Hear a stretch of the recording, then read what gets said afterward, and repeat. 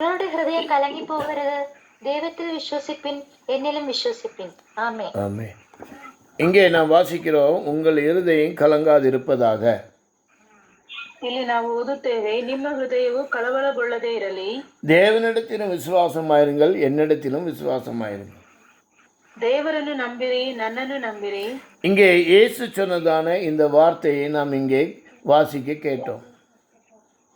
ಇದು ಯೇಸು ಕ್ರಿಸ್ತನು ಹೇಳಿದಂತ ಮಾತುಗಳನ್ನು ನಾವು ಇಲ್ಲಿ ಓದಿ ತಿಳಿದುಕೊಂಡಿದ್ದೇವೆ. அப்போ நம்முடைய இருதயம் இன்றைக்கு பல விதத்திலும் கலங்கி போய்கொண்டிருக்கிறது. ಈ ಸಮಯಗಳಲ್ಲಿ ನಮ್ಮ ಹೃದಯವು ಬಹಳ ಕಲವರದಿಂದ ತುಂಬಿದೆ. பலவிதமான கவலைனாலும் பலவிதமான துக்கத்தினாலும் நம்முடைய இருதயம் கலங்கி போயிருக்கிறது. ಬಹು ದುಃಖಗಳಿಂದ ಬಹು ವೇದನೆಗಳಿಂದ ನಮ್ಮ ಹೃದಯವು ಕಳವಳದಲ್ಲಿ ತುಂಬಿದೆ. அப்போ அப்படி இருக்கிறவர்களை பார்த்து சொல்கிறார், உங்கள் இருதயம் கலங்காதிருப்பதாக.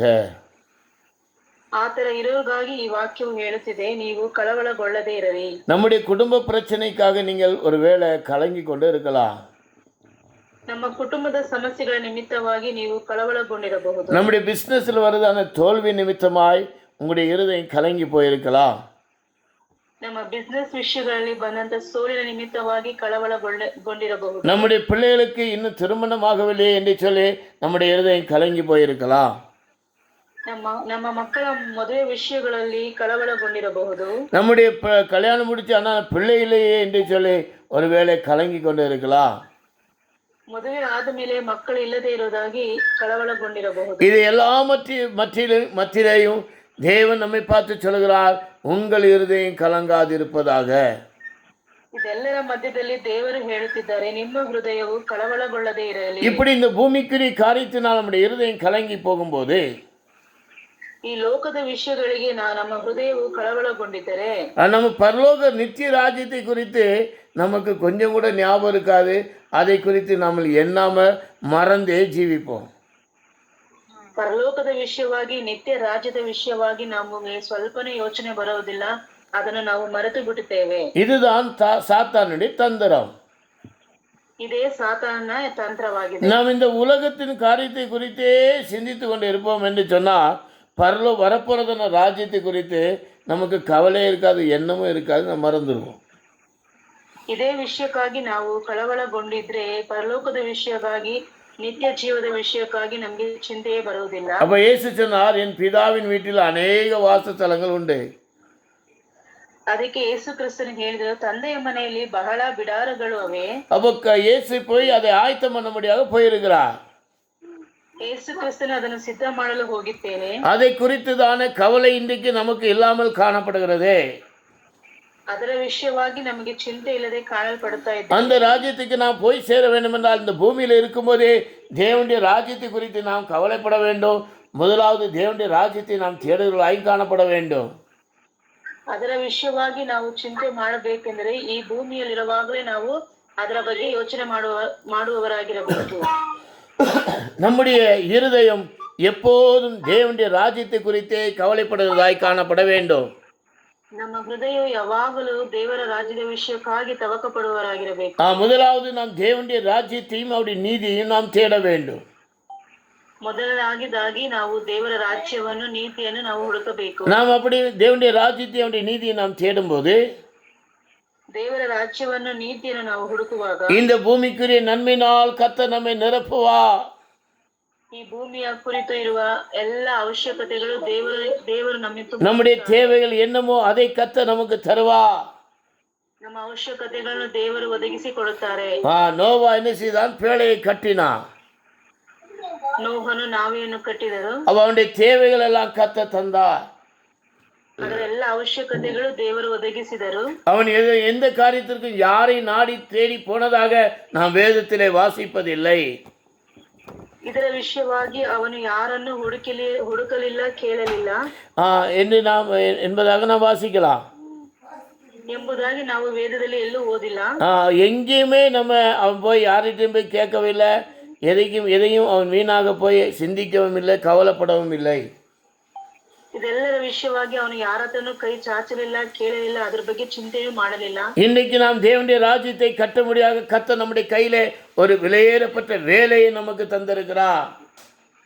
ದೇವರ ರಾಜ್ಯದ ವಿಷಯವಾಗಿ ದೇವರು ನಮಗೆ ಅಮೂಲ್ಯವಾದಂತ ಒಂದು ಕೆಲಸವನ್ನು ಕೊಟ್ಟಿದ್ದಾರೆ. நாம் இந்த நாட்களில் எப்படி இருக்கிறோம்? ನಾವು ಈ ಸಮಯದಲ್ಲಿ ಹೇಗೆ ಇದ್ದೇವೆ? தேவனுடைய ராஜ்யத்தை குறித்து கவலையோடு இருக்கிறோமா, இல்லாவிட்டால் கவலையற்று ஜீவித்து கொண்டு இருக்கிறோமா? ದೇವರ ರಾಜ್ಯಕ್ಕಾಗಿ ಚಿಂತೆ ಉಳ್ಳವರಾಗಿದ್ದೀವಾ ಇಲ್ಲ ಚಿಂತೆ ಇಲ್ಲದವರಾಗಿದ್ದೀವಾ? நாம் தேவனுடைய ராஜ்யத்தை குறித்து எப்போதும் கவலைப்படுகிறவர்களாய் காணப்பட வேண்டும். ದೇವರ ರಾಜ್ಯದ ವಿಷಯವಾಗಿ ನಾವು ಯಾವಾಗಲೂ ಚಿಂತೆ ಉಳ್ಳವರಾಗಿರಬೇಕು. தேவனிடத்தில் நாம் முதலாவது தேவனிடத்தில் விசுவாசமாய் இருக்க வேண்டும் என்று இங்கே வாசிக்கிறோம். ಮೊದಲನೇದಾಗಿ ನಾವು ದೇವರಲ್ಲಿ ನಂಬಿಕೆ ಉಳ್ಳವರಾಗಿ ಕಾಣಬೇಕು ಅಂತ ನಾವು கர்த்தர் அவருடைய வேலையை என் மூலமாய் செய்து முடிப்பார் என்ற விசுவாசம் நமக்குள்ளே காணப்பட வேண்டும். ದೇವರು ನಮ್ಮ ಮೂಲಕವಾಗಿ ಅವರ ಕೆಲಸವನ್ನು ಎಲ್ಲವನ್ನು ಮಾಡಿ ಮುಗಿಸ್ತಿರಂತೆ ನಾವು ನಂಬಿಕೊಂಡು ಇರಬೇಕು. நம் மூலமாய் சுவிசேஷம் எங்கெல்லாம் போய் சேர வேண்டுமோ அங்கெல்லாம் கொண்டு போய் கர்த்தர் சேர்ப்பார் என்ற விசுவாசம் நமக்குள்ளே காணப்பட வேண்டும். ನಮ್ಮ ಮೂಲಕವಾಗಿ ಸುವಾರ್ತೆ ಎಲ್ಲೆಲ್ಲಿ ಸಾರಬೇಕು ಅಲ್ಲೆಲ್ಲ ಸಾರುತ್ತೇವೆ ಅಂತ ನಾವು ನಂಬಿಕೆ ಉಳ್ಳವರಾಗಿ ಕಾಣಬೇಕು. இரண்டாவது என்னிடத்தில் விசுவாசமாயிருங்கள் என்று வாசிக்கிறோம்.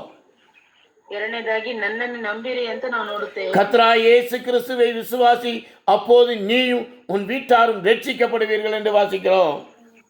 ಕರ್ತನಾದ ಯೇಸು ಕ್ರಿಸ್ತನ ನಂಬಿರಿ, ಆಗ ನೀನು ನಿಮ್ಮ ಕುಟುಂಬದವರು ರಕ್ಷಣೆ ಹೊಂದುತ್ತೀರಿ ಅಂತ ನಾವು ಓದುತ್ತೇವೆ. நாம் தேவனிடத்தில், அதாவது இயேசுவினிடத்தில் நாம் விசுவாசமாக இருக்கும்போது, ಯೇಸು ಕ್ರಿಸ್ತನ ಹತ್ರ ನಾವು ವಿಶ್ವಾಸ ಉಳ್ಳವರಾಗಿದ್ದಾಗ நாம் எங்கெல்லாம் போவோமோ அங்க இருக்கிற ஜனங்கள் ரட்சிக்கப்படுவார்கள்.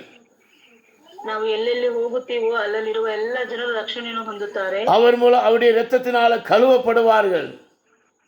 ಅವರ ರಕ್ತದಿಂದ ತೊಳೆಯಲ್ಪಡುತ್ತಾರೆ. இயேசு கிறிஸ்துவின் இரத்தத்தின் நிமித்தமாய் பாவ மன்னிப்பின் நிச்சயத்தை பெற்றுக் கொள்வார்கள். ಯೇಸು ಕ್ರಿಸ್ತನ ರಕ್ತದಿಂದ ಪಾಪ ಕ್ಷಮಾಪಣೆ ಹೊಂದುತ್ತೇವೆ. நாம் கர்த்தராகிய இயேசு கிறிஸ்துவை விசுவாசிக்க நிமித்தமாய் நம் மூலமாய் அநேகர் விசுவாசிப்பார்கள். ಯೇಸು ಕ್ರಿಸ್ತನ ರಕ್ಷಣೆ ನಾವು ನಂಬುವುದರಿಂದ ಅನೇಕರು ಆತನ ರಕ್ಷಣೆ ಹೊಂದಿಕೊಳ್ಳುತ್ತಾರೆ. அநேகர் அந்த பரலோக ராஜ்யத்திற்கு பங்காளியாய் மாறுவார்கள். ಅನೇಕರು ಪರಲೋಕ ರಾಜ್ಯದ ಬಾಧ್ಯರಾಗುತ್ತಾರೆ. அதுதான் நாம் தேவனுடைய ராஜ்யத்தை கட்டுகிறதான காரியம். ಅದೇ ದೇವರ ರಾಜ್ಯವನ್ನು ನಾವು ಕಟ್ಟುವ ಕಾರ್ಯವಾಗಿದೆ. நாம் அநேக கூடாரத்தை, தாவீதின் கூடாரத்தை மறுபடியுமாய் நாம் கட்டுவேன் என்று தேவன் சொல்லுகிறார். அதற்கு நாம் உறுதுணையாய் நிற்க ஜெபத்திலே தரித்திருக்க வேண்டும். ದೇವರು ಹೇಳ್ತಿದ್ರೆ ಅನೇಕ ವಿಧವಾದ ದಾವೀದನ ಗುಡಾರವನ್ನು ನಾನು ಕಟ್ಟುತ್ತೇನೆ, ಅದಕ್ಕೆ ನಾವು ಸಹಾಯಕರಾಗಿರಬೇಕು. நாம் அநேகருக்காக, அழிந்து போற ஆத்துமாக்களுக்காக, விசுவாசிகளுக்காக, பின்மாற்றத்தில் இருக்கிறவர்களுக்காக நாம் அதிகமாய் தேவ சமூகத்திலிருந்து மன்றாடுகளாய் காணப்பட வேண்டும். ಅದಕ್ಕಾಗಿ ನಾವು ವಿಶ್ವಾಸಿಗಳಿಗಾಗಿ, ನಶಿಸಿ ಹೋಗುವ ಆತ್ಮಗಳಿಗಾಗಿ, ಹಿಂಜರಿಗಾಗಿ ದೇವರಿಗೆ ನಾವು ಪ್ರಾರ್ಥನೆ ಮಾಡುವರಾಗಿರಬೇಕು. நாம் எப்போதும் தேவ சமூகத்திலே தனித்திருந்து தேவனோடு இருந்து சோத்திரங்களையும் ஜெபங்களை ஏறெடுக்கிறவர்களாய் நாம் காணப்பட வேண்டும். ನಾವು ಅದಕ್ಕಾಗಿ ದೇವರಿಗೆ ಸ್ತೋತ್ರ ಬಲಿ ಹೇಳುತ್ತಾ ಪರ್ಸನಲ್ ಆಗಿ ನಾವು ದೇವರೊಂದಿಗೆ ಒಡಂಬಡಿಕೆ ಮಾಡಿಕೊಂಡು ಪ್ರಾರ್ಥನೆಯಲ್ಲಿ ಇರಬೇಕು. ஆமென். இயேசு கிறிஸ்துவை விசுவாசிக்கிறதான ஜனங்கள், ಯೇಸು ಕ್ರಿಸ್ತನ ನಂಬುವ ಜನಗಳು இந்த நாட்களிலே சமாதானத்தை பெற்றுக் கொள்வார்கள். ಈ ಸಮಯದಲ್ಲಿ ಸಮಾಧಾನವನ್ನು ಹೊಂದಿಕೊಳ್ಳುತ್ತಾರೆ. ஏனென்றால் நமக்குள்ள இருக்கிறவர் சமாதானத்தின் தேவன். ಏನಕ್ಕೆ ಅಂದರೆ ನಮ್ಮಲ್ಲಿರುವ ದೇವರು ಸಮಾಧಾನದ ಕರ್ತನು. என்னிடத்தில் விசுவாசமாய் இருங்கள் என்று சொன்னவர் சமாதானத்தின் தேவன். ನನ್ನನ್ನು ನಂಬಿರಿ ಅಂತ ಹೇಳಿದಂತ ದೇವರು ಸಮಾಧಾನದ ದೇವರು. ನನ್ನಲ್ಲಿ ನಂಬಿಕೆ உள்ளவராಗಿರಿ. ನನ್ನನ್ನು ನಂಬಿರುವವರು ಸಮಾಧಾನವನ್ನು ಹೊಂದಿಕೊಳ್ಳುತ್ತಾರೆ. ஆமென். அப்போ யோவான் எழுதின சுவிசேஷம் 14ஆம் அதிகாரம் 27ஆம் வசனத்தில் நான் வாசிக்கும் போது, ಯೋಹಾನ 14:21 ಅಧ್ಯಾಯದಲ್ಲಿ ಓದುವಾಗ 27 சமாதானத்தை உங்களுக்கு வைத்து போகிறேன், என்னுடைய சமாதானத்தை உங்களுக்கு கொடுக்கிறேன். உலகம் கொடுக்கிற பிரகாரம் நான் உங்களுக்கு கொடுக்கிறதில்லை. உங்கள் இருதயம் கலங்காமலும் பயப்படாமலும் இருப்பதாக. ஆமென். മലയാളം. സമാധാനം ഞാൻ നിങ്ങൾക്ക് തന്നേച്ചു പോകുന്നു, എന്റെ സമാധാനം ഞാൻ നിങ്ങൾക്ക് തരുന്നു. ലോകം തരുന്നത് പോലെയല്ല ഞാൻ നിങ്ങൾക്ക് തരുന്നത്. ஆமென். அப்போ சமாதானத்தை உங்களுக்கு வைத்து போகிறேன். ಶಾಂತಿಯನ್ನು ನಿಮಗೆ ಬಿಟ್ಟು ಹೋಗುತ್ತೇನೆ. இன்றைக்கு கவலையோடு, கஷ்டத்தோடு, வியாகுலத்தோடு இருக்கிற ஜனங்களை பார்த்து இந்த ராத்திரி வேளையிலே கர்த்தர் சொல்கிறார், என்னுடைய சமாதானத்தை உங்களுக்கு வைத்து போகிறேன். ಈ ಸಮಯದಲ್ಲಿ ಕಳವಳದಲ್ಲಿ, ದುಃಖದಲ್ಲಿ, ಬಾಧೆಯಲ್ಲಿರುವ ಮಕ್ಕಳನ್ನು ದೇವರು ನೋಡಿ ಹೇಳುತ್ತಿದ್ದಾರೆ, ನನ್ನ ಶಾಂತಿಯನ್ನು ನಿಮಗೆ ಬಿಟ್ಟು ಹೋಗುತ್ತೇನೆ. என்னுடைய சமாதானத்தையே உங்களுக்கு கொடுக்கிறேன். ನನ್ನ ಸಮಾಧಾನವನ್ನೇ ನಿಮಗೆ ಕೊಡುತ್ತೇನೆ. நம்ம தேவனால் அபிஷேகம் பண்ணப்பட்டவர்கள், தேவனால் ஆசீர்வதிக்கப்பட்டவர்கள். ದೇವರಿಂದ ಅಭಿಷೇಕ ಹೊಂದಿಕೊಂಡಿರೋರು, ದೇವರಿಂದ ಸಮಾಧಾನವನ್ನು ಹೊಂದಿರೋರು. அவருடைய சமாதானத்தை நாம் ஒவ்வொரு நாளும் பெற்றுக்கொண்டு அநேகருக்கு அந்த சமாதானத்தை பகிர்ந்தளிக்கிறவர்களாய் கர்த்தர் நம்மை அபிஷேகம் பண்ணி வைத்திருக்கிறார். ಆ ಸಮಾಧಾನವನ್ನು ಹೊಂದಿಕೊಳ್ಳಲು ದೇವರಿಂದ ಸಮಾಧಾನವನ್ನು ಹೊಂದಿಕೊಳ್ಳುವರಾಗಿರ್ತಾರೆ. ಅನೇಕರಿಗೆ ನಾವು ಸಮಾಧಾನವನ್ನು ಹಂಚುವರಾಗಿರಬೇಕು. ಅನೇಕರಿಗೆ ನಾವು ಸಮಾಧಾನವನ್ನು ಹಂಚುವವರಾಗಿರಬೇಕು. தேவனிடத்திலிருந்து நாம் சமாதானத்தை பெற்றிருக்கிறோம். ದೇವರ ಹತ್ರದಿಂದ ನಾವು ಸಮಾಧಾನವನ್ನು ಹೊಂದಿಕೊಳ್ಳುತ್ತೇವೆ. அந்த சமாதானத்தை அநேகருக்கு நாம் பகிர்ந்தளிக்கிறவர்களாய் காணப்பட வேண்டும். ಅನೇಕರಿಗೆ ಆ ಸಮಾಧಾನವನ್ನು ನಾವು ಹಂಚುವವರಾಗಿರಬೇಕು. நாம் சமாதானத்தை பெற்றது மட்டும் போதாது, ನಾವು ಸಮಾಧಾನವನ್ನು ಹೊಂದಿಕೊಂಡ್ರೆ ಮಾತ್ರ ಸಾಲದು. நான் உதாரணத்துக்கு சொல்கிறேன். யோசேப்பு என்ன செய்தான்? தானியம் மிகுதியா சேர்த்துட்டான். ಉದಾಹರಣೆಗೆ ಹೇಳ್ತಿದ್ದಾರೆ, ಯೋಸೇಫನು ಧಾನ್ಯವನ್ನು ತುಂಬವಾಗಿ ಶೇಖರಣೆ ಮಾಡಿಕೊಂಡಿದ್ದನು. கடற்கரை மணலத்தினையாய் சேர்த்துட்டான். ಸಮುದ್ರದಷ್ಟು ಶೇಖರಣೆ ಮಾಡಿಕೊಂಡಿದ್ದನು. அப்போ வருகிறவங்களுக்கு எல்லாம் என்ன செய்தான்? தானியத்தை கொடுத்தான். ಬಂದವರು ಎಲ್ಲರಿಗೂ ಧಾನ್ಯವನ್ನು ಕೊಡುತ್ತಿದ್ದನು. அவன் வியாபாரம் பண்றான். ಆತನು ವ್ಯಾಪಾರ ಮಾಡ್ತಾ ಇದ್ದನು. அதே போல தேவன் நமக்கு சமாதானத்தை அளவில்லாமல், அவருடைய அன்பை நம்முடைய இருதயத்தில் அளவில்லாமல் ஊற்றி இருக்கிறார். ಅದೇ ರೀತಿಯಾಗಿ ಯೇಸು ಕ್ರಿಸ್ತನು ನಮಗೆ ಆತನ ಆಶೀರ್ವಾದವನ್ನು, ಆತನ ಪ್ರೀತಿಯನ್ನು ನಮಗೆ ಅತ್ಯಮೂಲ್ಯವಾಗಿ ಕೊಡುವವರಾಗಿದ್ದಾರೆ. படிங்க, ரோமர் 5:5 அப்படிதான் படிக்கிறோம். ರೋಮಾಪುರದವರ ಪತ್ರಿಕೆ 5:5. சீக்கிரம் படிங்க. പ്രത്യാശയ്ക്കോ ഭംഗം വരുന്നില്ല. ദൈവത്തിന്റെ സ്നേഹം നമുക്ക് നൽകപ്പെട്ട പരിശുദ്ധാത്മാവിനാൽ നമ്മുടെ ഹൃദയങ്ങളിൽ പകർന്നിരിക്കുന്നുവല്ലോ. மேலும் நமக்கு அருளப்பட்ட பரிசுத்த ஆவியினாலே தேவ அன்பு நம்முடைய இருதயங்களில் ஊற்றப்பட்டிருக்கிறபடியால் அந்த நம்பிக்கை நம்மை வெட்கப்படுத்தாது. ஆமென். நமக்கு தேவ அன்பு எப்படி கொடுக்கப்பட்டிருக்கிறது?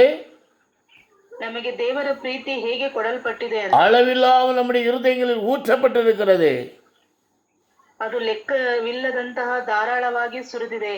அன்றைக்கு யோசேப்புக்கு எப்படி அவன் கடற்கரை மணலத்தினையாய் தானியங்களை சேகரித்தானோ, யோசேப்பನು ಹೇಗೆ ಸಮುದ್ರ ರೀತಿಯಲ್ಲಿ ಎಲ್ಲ ಧಾನ್ಯಗಳನ್ನು ಶೇಖರಿಸಲು ಬಿದ್ದನು, பரலோகத்தின் ஆசீர்வாதத்தினாலும் சமாதானத்தினாலும் நம்முடைய தேவன் நம்முடைய களஞ்சியங்களை நிரப்பி இருக்கிறார். ಎಲ್ಲ ಸಮಾಧಾನದಿಂದ ಧಾನ್ಯಗಳಿಂದ ದೇವರು ಎಲ್ಲವನ್ನ ಸಮೃದ್ಧಿಯಾಗಿ ತುಂಬಿಸಿದ್ದಾರೆ. நம்முடைய இருதயங்களில் ஊற்றி இருக்கிறார். ನಮ್ಮ ಹೃದಯಗಳಲ್ಲಿ ಧಾರಾಳವಾಗಿ ಸುರಿದಿದ್ದಾರೆ. அவன் நம்மிடத்தில் வருகிறவர்களுக்கு நாம் இலவசமாய் அந்த சமாதானத்தை கொடுக்கிறவர்களாய் காணப்பட வேண்டும். ನಮ್ಮ ಹತ್ರ ಬರೋರಿಗೆ ನಾವು ಸಮಾಧಾನವನ್ನು ಧಾರಾಳವಾಗಿ ಕೊಡುವವರಾಗಿರಬೇಕು. யாருடைய இருதயம் கலங்கி போய் வருகிறதோ, ಯಾರ ಹೃದಯವೆಲ್ಲ ಕಳವಳದಿಂದ ಬರುತ್ತಿದ್ದಾರೆ, யாரெல்லாம் துக்கத்தோடு வருகிறார்களோ, ಯಾರೆಲ್ಲ ದುಃಖದಿಂದ ಬರುತ್ತಿದ್ದಾರೋ, யாரெல்லாம் ஆறுதல் இல்லாமல் வருகிறார்களோ, ಯಾರ್ಯಾರು ಆದರಣೆ ಇಲ್ಲದೆ ಬರುತ್ತಿದ್ದಾರೋ அவர்களுக்கு ஆறுதல் செய்யும்படியாக கர்த்தர் நம்மை அபிஷேகம் பண்ணி வைத்திருக்கிறார். ಅವರೆಲ್ಲರನ್ನು ಸಂತೈಸುವ ಹಾಗೆ ದೇವರು ನಮ್ಮನ್ನು ಅಭಿಷೇಕಿಸಿದ್ದಾರೆ. அப்போ அவர் உபத்திரத்தில் அகப்பட்ட யாவருக்கும் சமாதானத்தை அவர்களுக்கு சொல்லும்படியாக தேவன் நம்மை அவருடைய சமாதானத்தினால் நிரப்பி வைத்திருக்கிறார்.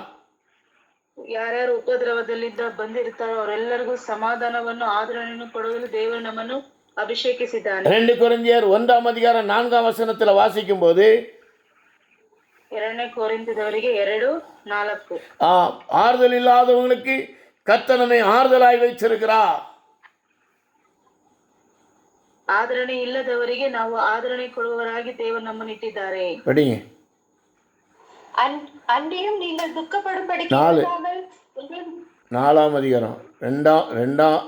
2 கொரிந்தியர் 1:4. தேவனால் எங்களுக்கு அருளப்படுகிற ஆறுதலினாலே எங்கள் உபத்திரவத்திலும் அகப்படுகிறவர்களுக்கு நாங்கள் ஆறுதல் செய்ய திராணி உள்ளவர்களாகும்படி எங்களுக்கு வரும் சகல உபத்திரங்களிலேயும் அவரே எங்களுக்கு ஆறுதல் செய்கிறவர். ஆமென்.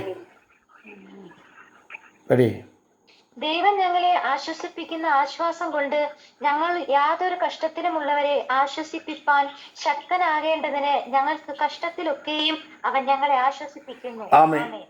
தேவனாலே எங்களுக்கு அருளப்படுகிற ஆறுதலினாலே ದೇವರಿಂದ ನಮಗೆ ಸಿಕ್ಕುವಂತ ಸಂತೈಸುವಿಕೆಯು எந்த உபத்திரத்திலாகிலும் அகப்படுகிறவர்களுக்கு நாங்கள் ஆறுதல் செய்ய திராணி உள்ளவர்களாகும்படி ಯಾವ ಉಪದ್ರವದಿಂದ ಇದ್ರೂ ಅವರನ್ನು ಆದರಣೆ ಮಾಡುವ ಹಾಗೆ எங்களுக்கு வரும் சகல உபத்திரங்களிலே அவரே எங்களுக்கு ஆறுதல் செய்கிறவர். ನಾನಾ ವಿಧವಾದ ಸಂಕಟಗಳಲ್ಲಿ ಬಿದ್ದಿರುವವರನ್ನು ಸಂತೈಸುವುದಕ್ಕೆ ಶಕ್ತರಾಗುತ್ತೇವೆ. அப்போ நம்முடைய கர்த்தராகிய இயேசு கிறிஸ்து ನಮ್ಮ ನಮ್ಮ ಕರ್ತನಾದ ಯೇಸು ಕ್ರಿಸ್ತನು அவருடைய இரத்தத்தினால் கழுவி நம்முடைய இருதயங்களை சமாதானத்தினால் நிரப்பியிருக்கிறார். ಆತನ ರಕ್ತದಿಂದ ನಮ್ಮ ಹೃದಯಗಳನ್ನು ತೊಳೆದು ಸಮಾಧಾನ ಪಡಿಸಿದ್ದಾನೆ. அது 3ஆம் வசனம் படிமா. 2 கொரிந்தியர் 1ஆம் அதிகாரம் 3ஆம் வசனம். நமது கர்த்தராகிய இயேசு கிறிஸ்துவின் பிதாவாகிய தேவனும் இரக்கங்களின் பிதாவும் சகல விதமான ஆறுதலின் தேவனுமாய் இருக்கிறவருக்கு ஸ்தோத்திரம். ஆமென். அவர் சகல விதமான ஆறுதலின் தேவன். ಆತನ ಸಕಲ ವಿಧವಾಗಿ ಸಂತೈಸುವ ದೇವರು. அப்போ அந்த ஆறுதலின் தேவன் நம்மை ஆறுதல் படுத்தி இருக்கிறார். நம்மிடத்தில் உபத்திரத்தில் அகப்பட்டு நம்மிடத்தில் வருகிற ஒவ்வொருக்கும் அவர் ஆறுதல் செய்கிறவராயிருக்கிறார். ಆತನು ಸಂತೈಸುವ ದೇವರು ನಮ್ಮ ಹತ್ರಕ್ಕೆ ಸಂತೈಸುವಿಕೆ ಬರುವವರನ್ನು ಸಂತೈಸುವುದಕ್ಕೆ ನಮಗೆ ಸಕಲ ವಿಧವಾದ ಆದರಣೆಯನ್ನು ದಯಪಾಲಿಸುತ್ತಾನೆ. அவர் மூலமாக கிருபையும் சமாதானமும் உண்டாகுவதாக. ಆತನ ಮೂಲಕವಾಗಿ ಕೃಪೆಯು ಸಮಾಧಾನವು ಉಂಟಾಗುತ್ತದೆ. நம்முடைய இருதயம் ஒரு காலத்தில் கலங்கி இருந்தது. ನಮ್ಮ ಹೃದಯವು ಒಂದು ಕಾಲದಲ್ಲಿ ಕಲವರದಿಂದ ಇತ್ತು. இப்போது தேவன் நம்மை ஆறுதல் படுத்தியிருக்கிறார். அவருடைய சமாதானத்தினால் நம்மை நிரப்பியிருக்கிறார். ಈಗ ದೇವರು ನಮ್ಮನ್ನು ಆದರಣೆಯಿಂದ ನಾವು ಸಮಾಧಾನವನ್ನು ಹೊಂದಿದ್ದೇವೆ. அப்போ எந்த விதமான உபத்திரத்தில் அகப்பட்டாலும் நம் மூலமா அவங்களுக்கு ஆறுதல் உண்டாக வேண்டும். ಯಾವ ಉಪದ್ರವದಿಂದ ಇದ್ರೂ ನಮ್ಮ ಮೂಲಕವಾಗಿ ಅವರು ಆದರಣೆಯನ್ನು ಹೊಂದುವವರಾಗಿರಬೇಕು. அவர்களுக்கு ஆறுதல் கொடுக்க தேவன் உங்களையும் என்னையும் அபிஷேகம் பண்ணி வைத்திருக்கிறார். ಇವರನ್ನು ಸಂತೈಸುವುದಕ್ಕೆ ನಿಮ್ಮನ್ನು ದೇವರು ಅಭಿಷೇಕಿಸಿದ್ದಾನೆ. அப்போ நம்ம ஏனோ தானோ என்ற ஜீவியத்தை நாம் செய்யாதபடி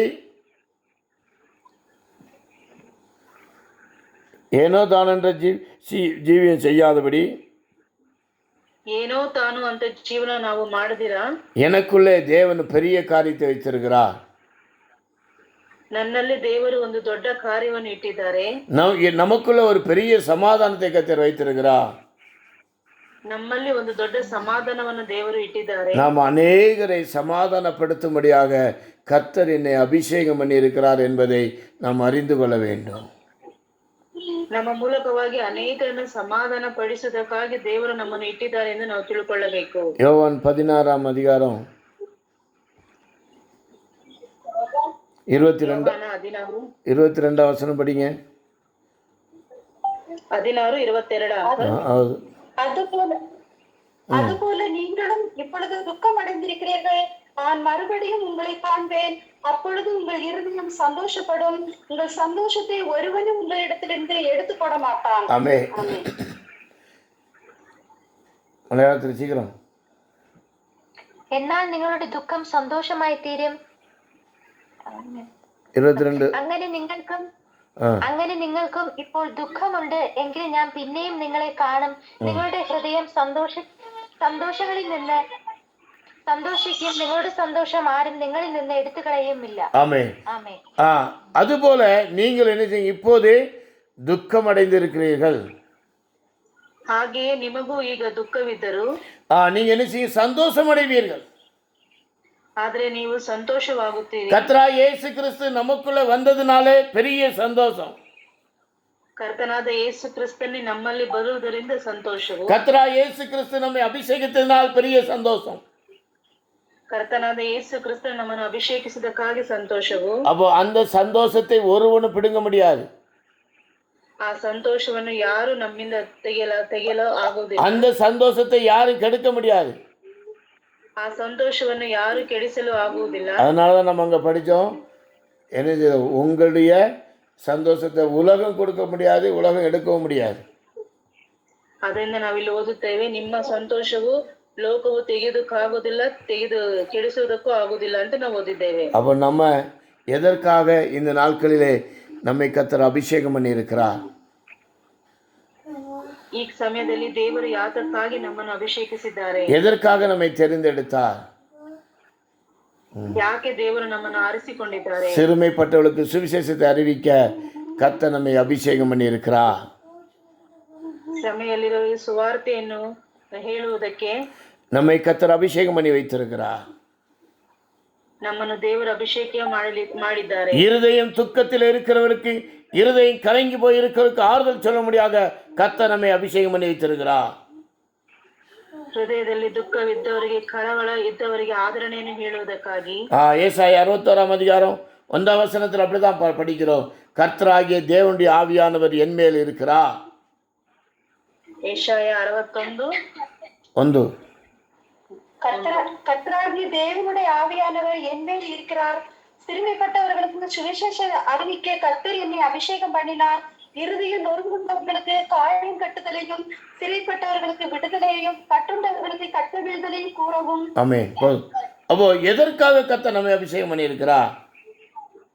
ಯಾವುದಕ್ಕಾಗಿ ದೇವರು ನಮ್ಮನ್ನು ಅಭಿಷೇಕಿಸಿದ್ದಾರೆ? எதற்காக கர்த்தர் நம்முடைய இருதயம் கலங்காமல் இருக்க சமாதானத்தை சந்தோஷத்தினால் நிரப்பியிருக்கிறார்? ಯಾವುದಕ್ಕಾಗಿ ದೇವರು ನಮ್ಮನ್ನು ಸಮಾಧಾನದಿಂದ, ಸಂತೋಷದಿಂದ ನಮ್ಮ ಹೃದಯವನ್ನು ತುಂಬಿಸಿದ್ದಾರೆ? அநேகருக்கு சுவிசேஷத்தை அறிவிக்கும்படியாக, ಅನೇಕರಿಗೆ ಶುಭ ವರ್ತಮಾನವನ್ನು ಸಾರುವುದಕ್ಕೆ, அநேகருக்கு இளைப்பாறுதலை சொல்லிக் கொடுக்க முடியாத கர்த்தர் நம்மை அபிஷேகம் பண்ணி இருக்கிறார். ಅನೇಕರಿಗೆ ವಿಶ್ರಾಂತಿಯನ್ನು ಕೊಡಲು ದೇವರು ನಮ್ಮನ್ನು ಅಭಿಷೇಕಿಸಿದ್ದಾರೆ. கர்த்தர் நம்மை கொண்டு செய்ய போறதான காரியம் மகா பயங்கரமா இருக்கும். ದೇವರು ನಮ್ಮ ಮೂಲಕವಾಗಿ ಮಾಡುವಂತ ಕಾರ್ಯಗಳು ಮಹಾ ಭಯಂಕರವಾಗಿರುತ್ತವೆ. கர்த்தர் தாமே இந்த ஜெபத்தை பொறுப்படுத்தாரே, அவரை நடத்தி தந்ததுக்காய் சோதரிப்போம். சோத்ராம்